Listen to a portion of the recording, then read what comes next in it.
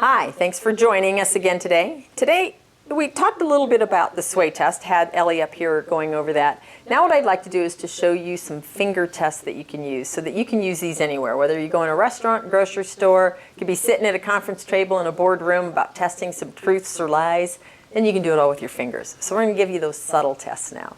So I'm going to show you four.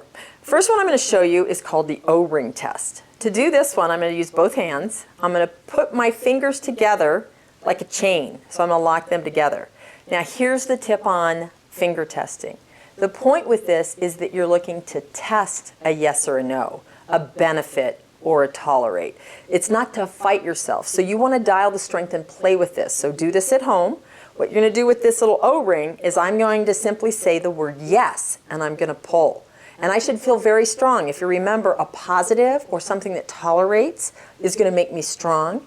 Something that weakens my field is going to loosen the muscle. So these are just muscles that I'm testing with this O-ring. So I'm going to say yes, I'm going to pull nice and tight. If I'm now holding the same strength and I say the word no, it breaks apart. This one is more subtle. A lot of people that I work with and teach this really like this. It's one I can kind of hold down low, up high, down to the side, behind my back.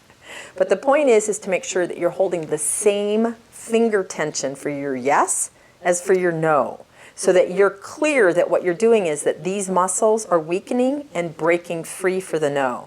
So I can do something like, if you'll pass me that lemon.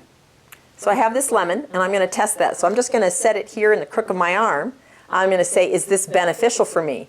And I get a yes. I could take, in fact, let me grab, if you'll pass me that sugar. I have not tested myself for that, but let's try this chocolate sugar. And I've just had a nice lunch, so let's test. Can I tolerate this? I get a yes. Is this beneficial for me? And I go weak.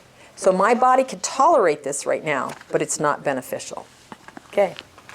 Here's another sugar that I can test. Again, this is 100% pure maple candy. Nothing in it but maple.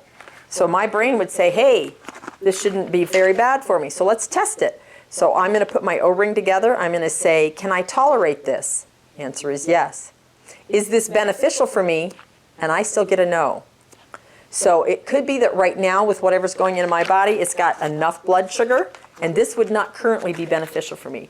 But since I can tolerate it, I know I don't have an allergic response to it. All right, so that's the O-ring. The next one that I can show you is called the sticky finger test.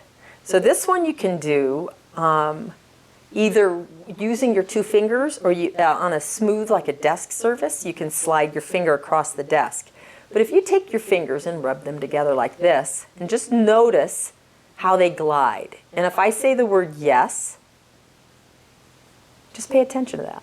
And now if I say the word no, it changes. And for me, it's stickier. It's very subtle. If you're highly dehydrated, this muscle test is a little harder to feel. But if you're hydrated appropriately, this one works well. And I have seen physicians and vets use this, where they'll be testing a dog on something and they're asking the questions, and behind their back, they're doing the little sticky finger test.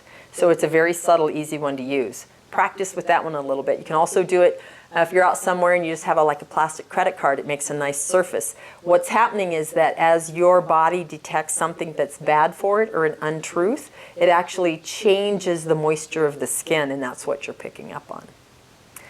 The next finger test that you can use is this one.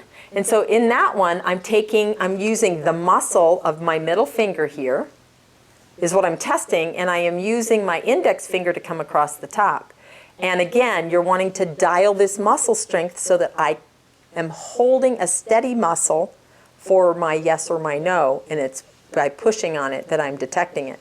So now I can say the word yes, and I'm nice and strong. I'm pushing down on it. Holding that same muscle strength, I can say no, and it breaks, if you notice. It actually, for me, breaks here. It's not that it bends at the knuckle. It's that the whole muscle along here weakens. So yes, push.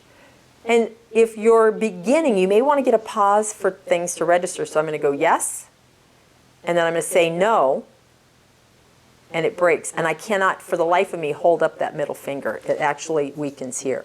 So that's that muscle test. And then I'm going to show you my personal favorite. I like this one.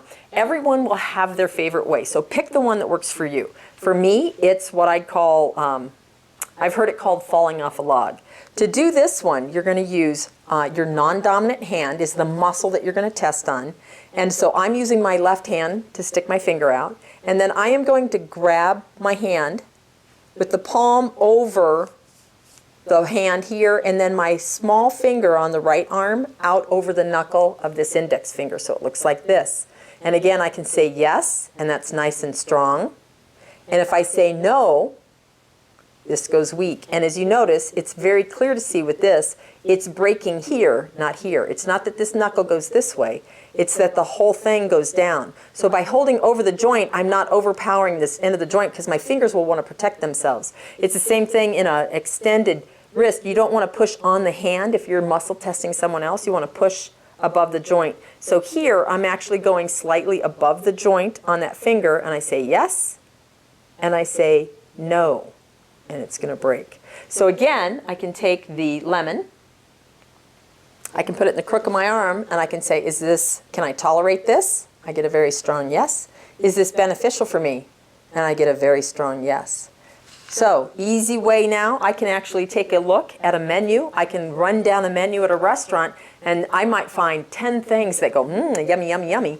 But now I can say, can I tolerate that? Can I tolerate that? I can tolerate it all. Now I can go through in my shortened list and say, is this beneficial? And I can get my yes or no's and really narrow down into something that's going to be nutritious and beneficial for me in my day. So, go forth and use your new tools. Thanks.